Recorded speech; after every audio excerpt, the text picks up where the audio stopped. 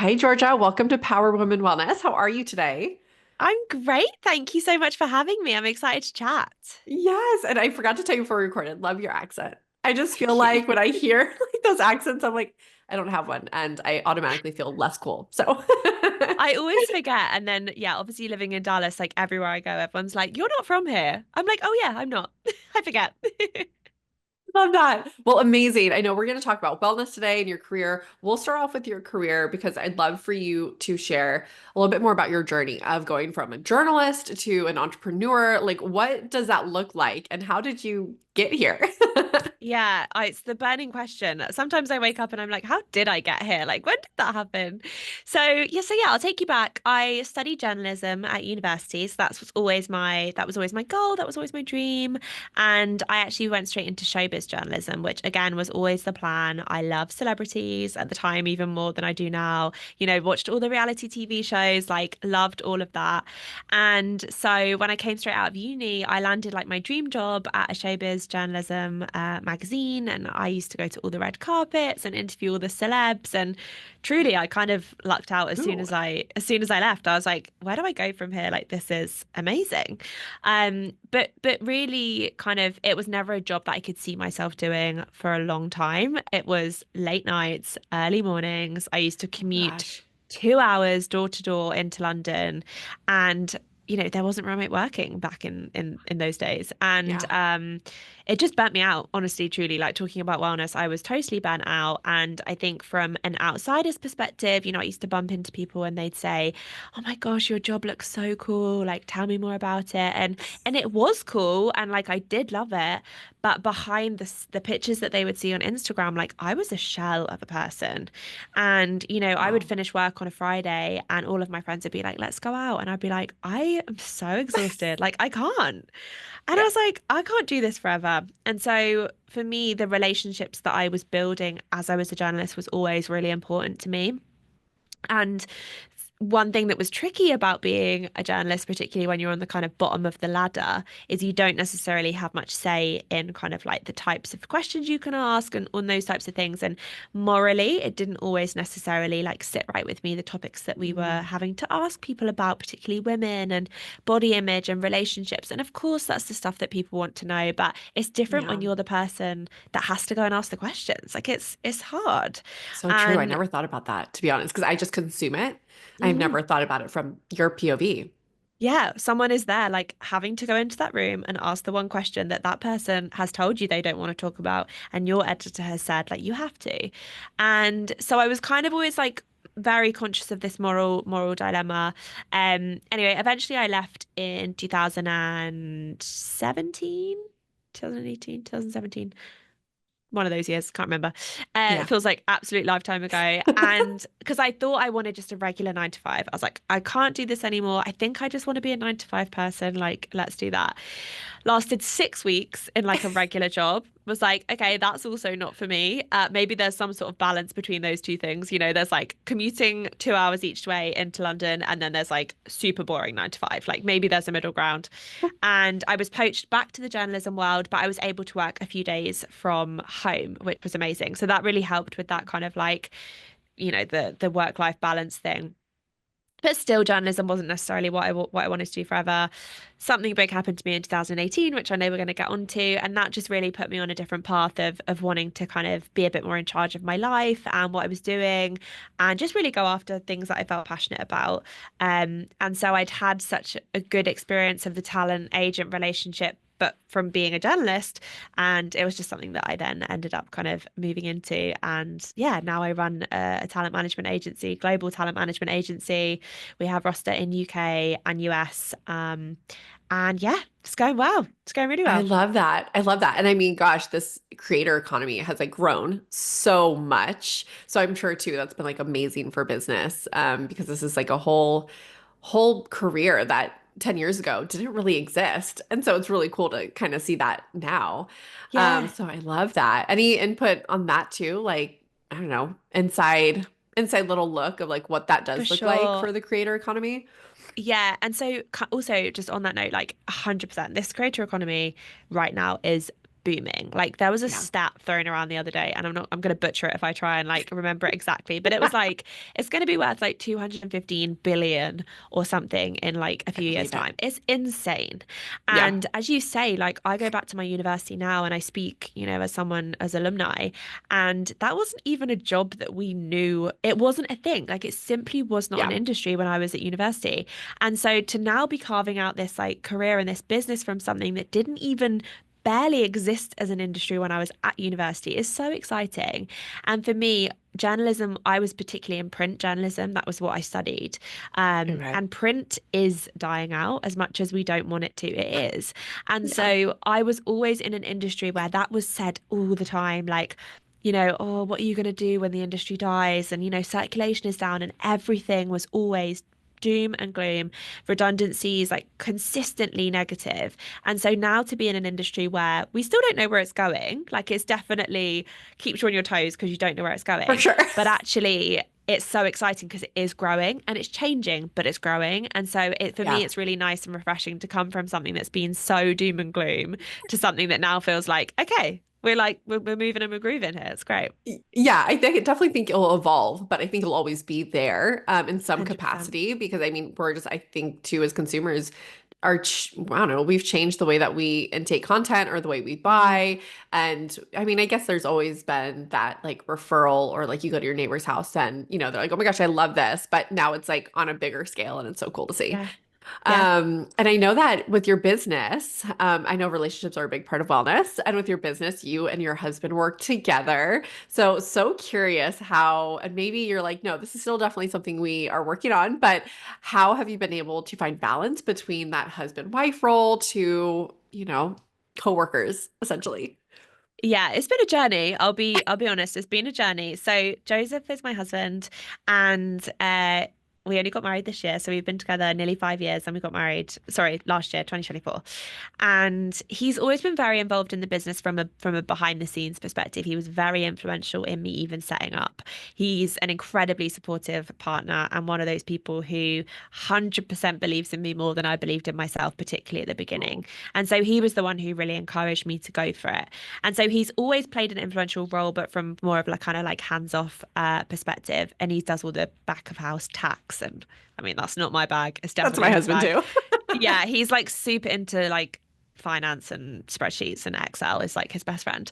So he's always been involved in that perspective. And then last September, he actually decided to leave his corporate job and to come and work with us full time, which was super exciting and amazing for us, for me to be able to give him that opportunity because he had given me the kind of courage and the ability to even start the business, back when we started. So that was a special moment for us to be able to say, okay, what kind of life do we want to live? We want to be able to travel. We want to be free of working for other people. And so to be able to facilitate that for both of us has been amazing as a woman to be Yeah. able to kind of to do that for him. Now, obviously, with that, aside from how incredible that is, has been really challenging because Yeah. how do you separate those things and how do you set those boundaries? And it's definitely something that we're still working on. We are in a much better place, but it was, I don't know if you've ever heard of I try and get this right, forming, norming, storming, performing. Have you heard of this? No. Okay, so I don't know exactly who like formed this theory, but it's definitely a good one to research. And it's essentially like the four stages of change. And I think it's actually buried in grief. I think that's where the data Okay. comes from and the four stages of grief. But you can actually use that for when you're coming together with like a new team Oh, member or a new business partner. And you will always go through these stages. So you are forming, so you create the relationship. You're very polite to begin with because you're just kind of like assessing each other's boundaries. Then you start norming. So then you feel that you're in this, like you get into a flow, but it's yeah. actually like a full sense of security because you are still being super polite about like not treading on each other's toes. Then you go through Yes. storming because you start pushing each other's boundaries and the true colors come out and you're like, oh, I don't like it when you do that. And I don't do that. do things like that. And then once you get through those and you have those difficult relationships, you come into performing. And so I think we're Love finally in the that. performing stage. Yeah, it's a really great thing to research. So we are in our performing stage now, Yay. but we're just very different as well. And I think that's why we work as a team. I truly do believe that we are like such a good team together because we offer such different skill sets. I'm super creative, good with words, very like literal and literate. He is like incredibly finance based, logical, methodical, quite transactional. And so together, like we'll come together on business meetings with like a client. And I am actually like, oh, we are like, we're great at this together because we offer Yeah. such different insights. Yeah. But I think him coming from an incredibly corporate background, and this is a very creative industry, was just an adjustment for him, and he's always been the best at what he's done. And so it was really important for me when he joined the business to learn how to be a talent manager from the bottom up. He will never have to Mm, be a talent manager, but if someone's sick or someone's on holiday, it's good for him to know. And I think you have to have the yeah. respect and the understanding of like the day to day before you can do the growth and the strategy, which is what he does. And that was like he's like, whoa, I don't understand any of this, and a bit of a newfound respect for me, I think, of how much we actually juggle in a day. But no, it's going really well. We set clear boundaries to answer your question. So we don't talk about work after 6 p.m. or we try not to. We work in different places. So either I'll be in the Love. office and he's at home or vice versa. So we speak to each other throughout the day, but it's much more in like a co-worker capacity. And then when we come home, we're like just husband and wife. And that's Oh, important. I love that. I love that. Boundaries are really crucial here for sure. Yeah, me and my husband are both like he doesn't work with me full time, but he has his own thing full time. But again, he does all the things that I don't love doing, just like you, like the finances and the taxes and just all that. And Yeah. long term strategy of like what does this look like in 10 Yes. years? And so Yes. because I think I'm more in the weeds, I can think like day to day, week to week, month to month, a Yeah. little year to year, but anything beyond that is just like I don't have the capacity for. So same, it's like very yin to my yang. He Hmm. fills in gaps where I need and all that. But yeah, there's absolutely a storming storming part. So I'm like, I really love that because it's totally true. When you Yeah. start pushing each other's boundaries, but then also at the same time, it's really that's great because you have someone pushing you to be like a Hmm. better version of yourself or to think differently. And I appreciate that. But I love that you were Yeah. able And to I find that. I also just think you get to a point in business, and we definitely had this last year, where you realize that, you know, that's why family businesses work because you can Yeah. trust your family. And there's a level of loyalty that comes with that that you just don't get from many other people. And if you're lucky with staff, you will get it. But if you're unlucky with staff, like you don't get that. Yeah. And so to be able to build something with someone who is like fully invested, fully there for you through the highs and the lows is just, there's a safety in that. And I think when we got Yeah. married, we definitely felt that. And I just love that we're able to share and build and grow that together. And I you love know, that. for our future selves, like whatever that looks like and whatever the future holds for us, it's amazing to be able to have that flexibility together. Yeah. Oh, I love that. Amazing. Now, going back a little bit, you mentioned having a life-changing accident in 2018, Mm. and I think this definitely catapults a little bit into what wellness looked like for you. So I'd love to Mm. for you to share that. Yeah, so yeah, I was hit by a car. So I was a pedestrian hit by a car in 2018. So it's a very long story. So I'll keep the group gory details short, but essentially I was on holiday in Lanzarote, which is one of the Canary Islands in Europe, and was out for a morning run, walking back from my run, and yeah, literally out of nowhere was hit by a car. And truly was a moment of thinking like this is it, life genuinely flashed before my eyes, and I was like, this is it, like this is the moment that I die. And Oh my gosh. I'm incredibly lucky to even still be here. And actually this is the injuries that I sustained were fairly mild given kind of what happened to the car and where I ended up and all of that sort of thing. So Wow. really feel that someone was looking down on me that day. So yeah, I didn't pass out or anything. I stayed conscious throughout the whole thing, but I remember I like went really high in the sky and then came down, and I like brushed my arm on my leg, and I'd never broken a bone before, and I brushed my arm on my leg and it just was like hanging, like it was just jelly, and I was like, oh, that's This is not broken. good. Like, yeah, that's not meant to feel like that. And Oh my I was on gosh. holiday with my mum, thankfully. I'd actually broken up with a boyfriend I was meant to be on holiday with, said boyfriend. So I shouldn't have even been in Lanzarote. I should have been in Jamaica with him. And like it was a whole like shouldn't have even been in that place at that time situation. And for a long time, I was like really resentful of that and felt really like I shouldn't have even been there, you know? But actually, and I'll kind of get to this point, but it was the best thing that ever happened to me. And kind of, I'll explain the reasons why. But I ended up being in hospital there for 5 days. So I broke my tibia and my fibula. No, fibia and my no fibula and tibia. That's it. I'm not a sciencey person, and was in hospital in Lanzarote, so foreign hospital. No one spoke very good English. Having to kind of deal with travel insurance and try and get me back to the UK because I needed surgery. And at the time, I didn't really realize how bad it was. I think I was just in survival mode of like, okay, I've got this injury, my leg's broken. Like, what am I going to do about Yeah. it? And the driver actually came to visit me in hospital, and I said to him, you know, I'm so lucky that I said something like, because the doctors were like, are you sure you weren't hit by two cars? Like your leg is so badly broken. Like he must have been going like so fast. And I'd gone like over the wind. So the bumper of the car broke my leg. And then I hit the windscreen and like ended up the other side of the car, like over here, and the car was Oh my here. gosh. So I said to, but I didn't realize at the time. And I said to him, I'm so lucky that I didn't hit my head. And he was like, Georgia, your hair is still in my windscreen. And then he showed me a picture. Yeah, and he showed me a picture of the car, which I think was a good thing because it helped me process. I mean, it was the Yeah. worst thing that happened because I then started getting flashbacks and had suffered from really bad PTSD as soon as that happened. Couldn't sleep, just like it kept revisiting me. But actually, now having gone through like a lot of therapy, I'm really glad that I saw it because I would hate Oh, to have like gone 4 years and then watched a TV scene, you know, on the TV and been like, whoa, you know, that was always going to yeah. come back to me at some point. It just kind of depended when that was going to happen. So, yeah, incredibly lucky to still be alive. And just to have not been paralyzed or, you know, Yeah. broke my back or any of those things. So very lucky in some respects. Was flown home from Lanzarote in a private air ambulance. Thank God I had medical insurance because it would have cost like $25,000 to even just get me home. Was then back in England hospital for another 5 days, had surgery.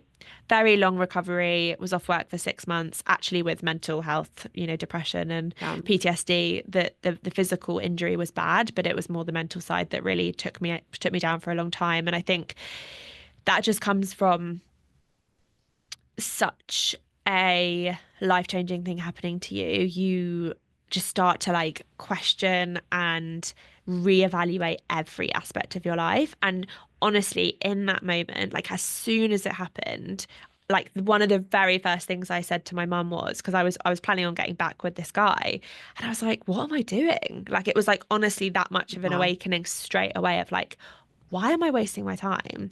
And so in that moment, like everything changed for me, the way that I viewed life, the way that I viewed myself, the way that I viewed relationships. Like I am such a different person. And I don't believe that I would have started a business if that hadn't have happened. I don't believe I Wow. would live in Dallas.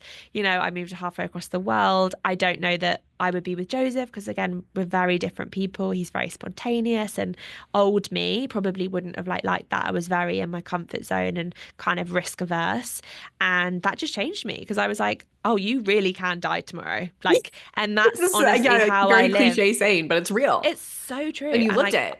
yeah. And now I live that every day. And so I'm like, you know, my business coach always says to me, like, you're one of the most reactive people in business I've ever met. Like, we'll talk about something on a meeting and I'll say, like, I've got this idea, I'm going to do that. And by the next meeting, like, I will have done it. And she's always blown away by that. And I'm like, there is no time to waste. Like, and once you've Yeah. had something like that happen to you, like, it does change everything. And so it was the worst thing that's ever happened to me and the darkest time of my life. But honestly, I wouldn't change it, which is so wild to Yeah. say. But I just think it's made me such a better person now. Yeah. And I'm changed, like Yeah. really changed, but in a Wow. good way. Like I don't wish for people to have to go through that. But it's kind of why I talk about it because I think unless you've know someone who's been through something like that or have been through something like that, people say that to you like life's really short, but it doesn't Doesn't resonate hit. and it doesn't have the weight. But until that's actually happened, and I'm like, no, really, like life is so short and it can change like Yeah. that. The Yeah. scariest thing is how just so quickly everything can change. So yeah, Yeah. definitely changed my approach to everything, but particularly kind of business and entrepreneurship and the way I live life, really, like there's no Yeah. tomorrow because there might Yeah, not be. truly. I know there's some times where I could just be driving and that thought kind of crosses my mind of like, who actually gives a fuck about Yeah, anything? Of like yeah. your fears or being rejected or all the Mm, things that can happen and probably will happen in business because yeah, it's just business and it is what it yeah, is. And then you think like, I could die tomorrow or my life could be absolutely short. And then I feel like all of those like fears or overthinking, it really to me, it does start to melt away. And I even just yeah, have like even a like I don't know, a couple seconds of motivation where it's just like, fuck this. I'm going like I'm not letting anything hold me back. And so I'll sometimes will yeah, randomly get those thoughts in, but it yeah, truly is. And I've never had anything happen to me like that.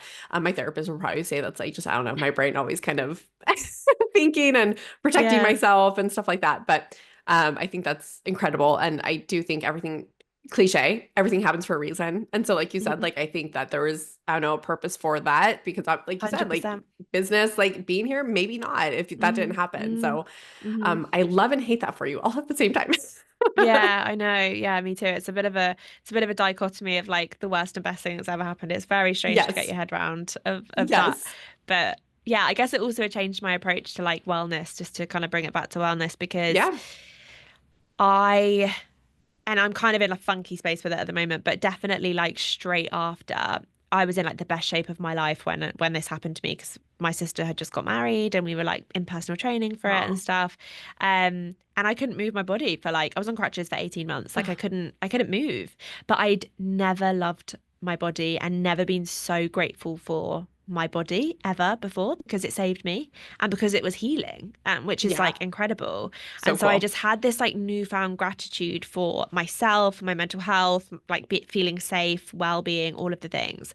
And I think that really taught me that, we are so in tune with ourselves and, making sure you're doing the work helps with the healing process. And so much of it for me was about having therapy because otherwise I wasn't going to hold on to and not let go of so much of what had happened to me physically. And I think it's just so interesting, like the mind body connection with things like that. Yeah, I always love when I come across like an Instagram reel and it's like underneath a microscope and you see all your cells and they're just like doing their work. Like they're just Yeah. working all day. And I just feel like we Yeah. take that for granted because we don't see it, we don't feel it, but our bodies are so incredible. And it always just reminds you of like, Hmm. oh my gosh, like I'm so critical about my body. Maybe it's the way I look, or maybe it is the way I'm feeling. Maybe I'm having headaches. It's just like, why does my body hate me? When in reality, Yeah. one, it's just speaking to you, but like it's also working for you all the time. And it changes perspective for sure. And I know Yeah, with and you like, just also, oh sorry, no, just go to cut ahead. in. You also just like, I'm always like, don't take for granted like just moving your body. So many of my friends like would moan about having to go to the gym or like moan about, and I'm like, oh my gosh, like Stop it. you don't realize how lucky you are to just be able to wake up in the morning and move your body in whatever way that is until you can't do it. And I used to desire so much to just be able to like go out for a walk and clear my mind. And I couldn't do any of those things. And I still can't run and I'll never be able to run because of the metalwork that I've got in my leg. And I resent people so much that can run. And I say that with love. Like my best friends like run marathons and things. And I'm like, you like just enjoy every second of that because honestly, to be able to just put on some trainers and get out and run is like such a small thing. But until you can't do it, you do take it for granted. And so now when I'm moving my body, and I do have to remind myself because I'm a woman and we still are very critical of ourselves, but I'm just like, how great that I can move my body in the ways that I can. There are still ways that I can't, and that frustrates me, but I can move my body, and I'm so pleased that I can do that. Yeah, I love that. And I know going back to even mental health, I know that one of your goals, especially this year, is like, regulating that nervous system because, yeah, you've had like a traumatic experience. And so I'm Mhm. sure that kind of threw a wrench in having a regulated nervous system.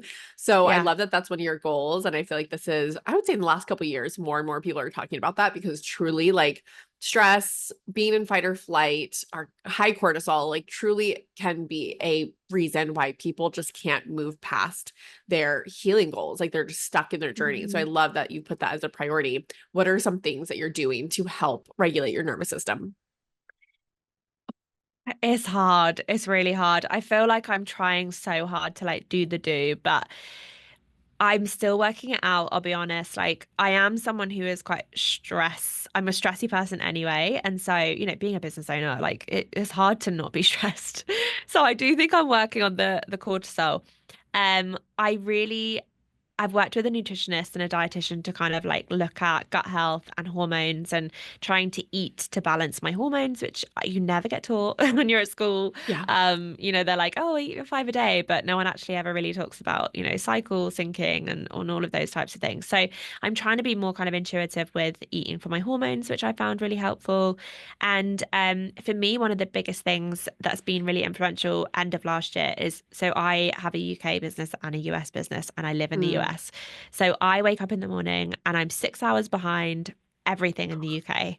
And so I would wake up, and the first thing I would do is look at my phone, and I would be like, stress, stress, stress, stress, stress, stress, stress, because that onslaught of like people needing you and just like mostly issues coming in, fighting fires from Yeah. the second you open your eyes is like the most unhealthy thing. So one of the biggest things that I've done now is like I don't look at my phone as soon as I wake up. I have some time to myself in the morning. I try and get sunlight before blue light. So I always try and like just get outside and get some vitamin D on my face, even if it's like not sunny.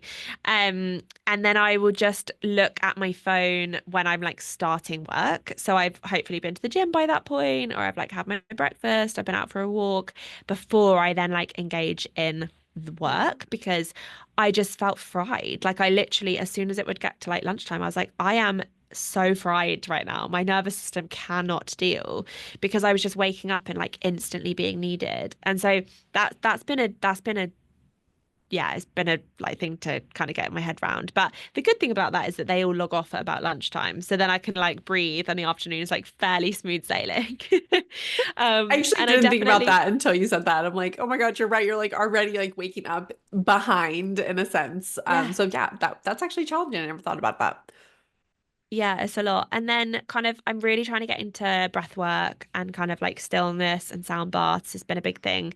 So Mm. there's a private members club that I've joined here, which is sounds really like stuck up. It's not at all. It's like a place for women, a community for We're here women, for and it's bouginess. We're here for amazing. bouginess. Yeah, it's like I promise it's not as bougie as it sounds. I just co-work there, and but they offer sound baths like at lunchtime, which has been amazing for me to just give myself that ability. I find it really hard to just be still, and Mm, so I find them challenging, but I enjoy them, and I'm trying to get into breath work and things, and just really trying to slow myself. But I still think I have work to do on the fight or flight. I still do feel that I have trauma stored deep, deep within me. yeah, I had a chiropractor who's kind of on the I don't want to say woo woo. I always feel that that's quite mean, but like on the spiritual side of yeah. chiropractic, and they offered a massage, and I mean, it wasn't massage at all. It was like moving energy through your stomach. And I had this massage. It was amazing, but I don't know what she did, but I was like crying. Definitely Like woo I was woo. like, yeah, yeah, yeah. It was totally woo woo, and I cried a lot during this massage, and she was like really getting Wow. into my stomach, and like a lot of emotion came out, and so I know that there's like more of Wow. that work to do, but I don't necessarily have all of the answers right now about how to kind of Yeah. keep that going. So it's definitely a work in progress. And I hope people don't look at this and be like, oh, she's got her shit together, because I so have not got my shit together. And I Yeah. think I found actually going into this year, particularly the new year, really overwhelming. I felt like everyone was like, had their shit together straight away. And I had such a slow start to the year. Everyone had like made their vision boards and was doing this, that, and the other, and I was like still eating my leftover Christmas chocolate. So it's definitely a work in progress. Sure. But honestly, I also feel like when you do that, like that to me means that you're actually a little bit further along, I think. Just because it, Mm. it feels like it's always like all or nothing in the wellness field. And so, yeah, it's just like January 1st. Like, I don't know. I think when you mature and you get off of that, you actually know you've already moved forward and you're not obsessed with that like idea. It's the same thing with like starting on a Monday, fresh first day of the month. Like it's Yeah. when you start in the middle of the week on a Wednesday of implementing a habit, to me, I'm like, yep, you are way further along than the Yeah. people wanting to start fresh on a Monday or fresh in the new year. Yeah. Because I just feel like this just tells you that you're like in the cycle. So I'm okay with that. Thank you. And I do think it's hard. Like I love that everyone's talking about like nervous system regulation. And I love how informed we all are now about Yeah. how important our gut is and our body is. But I do equally feel that that comes with like a lot of overconsumption of information. And I Oh, personally yeah. find that really overwhelming because you Yes. can't do everything. And it's like, what are the habits that you can do? So for me, it's like I do 10,000 steps a day. Like that's really important for me to have that kind of outside time for my mental health, to listen to podcasts, get the sunlight. Um, I drink my electrolytes every day because I think that that helps. I don't look at my phone straight away in the morning, those types of things. So I think it's also about making it realistic for you. I would love to Yeah. say that I do take supplements as well, but I'm still on a journey with learning about all of that. And I Yeah. think I don't know how you feel because you're a professional and an expert, but as a kind Yeah. of regular person, it's a lot and it's hard to It's a lot. know. I mean, it's the same with fitness at the moment. In such a funny phase at the moment of like, you've got half of Instagram and TikTok in their Pilates girl era, looking incredible doing that. And then you've got half of the people who are like strength training, and then you've got people who are doing both. And I'm like, I don't know what I should be doing as I get older. My metabolism is slowing down. I'm like over 30. So I'm like, what should I be doing? And then actually, I'm like, maybe I shouldn't deep it so much. I just need to move my body. Like maybe that's just what I Yeah. need to do. Yeah. But I do find social media hard in that respect. Like I'm obviously a big advocate for social media. It's a huge part of my job and my Yeah. industry, but the not it's not misinformation, that's not fair, but just over information. Like we're Yes. so oversaturated with information all the Yes. time. And it's like, how do I know what to implement? 100%. And I feel like that's a lot of our patients at that point is just like, and actually a lot of our patients eat healthy. They're just a very similar like you. They're not eating standard American diet and eating fast food, but Mhm. they get to a point where it's just like, what am I supposed to be doing? And that's where Yeah. like the labs, like we do labs like stool and blood and urine, and it's just like, what should you be doing for your specific body? Because Yeah. I would say it's a blessing and a curse. Like it's amazing. Like we Mhm. have 25-year-olds that are like, hey, I'm questioning birth control versus like and I'm 33, but when we grew up, we're like, no, you just take birth control and like you're good. Yeah, you were just on it. You didn't Yeah, ask any and questions. no questions. And now because we have that information, people are asking questions, which is amazing. But now, absolutely, I think there's a level of overwhelm where people are kind of like paralyzed by so much information where they're like, I just don't even know what Yeah. works for me. And then I would even say Yeah. that same with like news. Like, I don't think our bodies are Mm, meant to take in the amount of negative news, what's going on in the world, other 100%. countries, what's happened in our neighborhood, someone broke in on our street. Like, whatever it is, 100%. we were not supposed to ever Yeah. take that amount in. And so I do feel like Yeah. that's also why we're in a chronic like stress state is because whether we know it or not, I do think a lot of it's subconscious. We are taking that in and it's so overwhelming to us. And we should never, Yeah. that was never our burden. Yeah. Yeah. So true. If you could give like three top habits that you would suggest, like a busy business owner, Ooh. to regulate nervous system, lower cortisol, like what would be your like top three go-tos? Ooh, I would say number one is eating enough. I will say most women just simply aren't eating enough. And even if they want to lose weight and have all these goals, like I just think that we are eating a lot like toddlers, and because we sometimes will treat it like, oh, I'll get to it when I get to it, right? And Mm, that's just not the case. Like that's you are a top priority. And so fueling your body is a woman in their reproductive stage of life who is doing a lot. And if you want to have kids, I mean, potentially growing another human. Again, like I yeah. see women who are eating like 1,500 calories or less. And it's just like, that is absolutely not even close to where you should be. So Yeah. I would say Yeah. eating enough because under eating is very stressful in and of itself. I Mm, would say pausing. I think whether it's breath work or I just also don't think that reducing stress has to be complicated. I do think it can be something so simple as like incorporating fun into your life. Like when you look at it, when you look at your calendar, if you have very minimal fun things that you enjoy, it doesn't have to be anything crazy, but like reading a yeah. book every night and not like a Hmm. self-help book, like a fun Yeah. fiction Just romance book, which is escapism.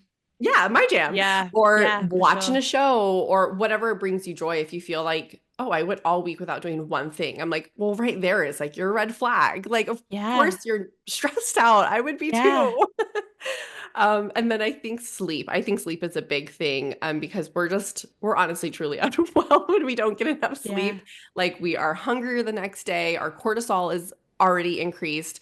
We are more Mm, insulin resistant the following day. And that's all just from one night of bad sleep. Just one night of bad sleep gives us that. yeah. And so I think we're doing a better job at getting rid of the sleep when you're dead kind of thought. I do think we're doing better. I don't think we're Yes. that, but I still think that there could be some like improvements and maybe not quantity, maybe quality, all that. That's why like I love the Aura Ring. That's like my favorite tool Yeah. health lately, because being able to like take a look inside of that of, oh, okay, yeah, I slept good, but wow, I did not get enough deep sleep or REM sleep. And Mm.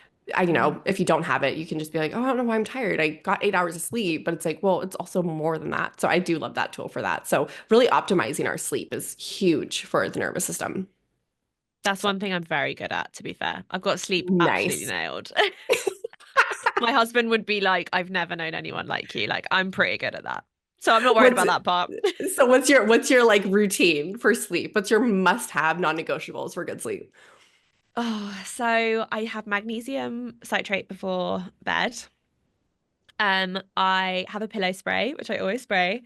I What? sleep with a very good eye mask. Love an eye Mm, mask. Can't sleep without an eye mask. And I sleep with earplugs. And I read before bed. mm, So all of those things, you're yeah, gone. I'm gone. I'm fully gone. Yeah, and I will not wake till the morning.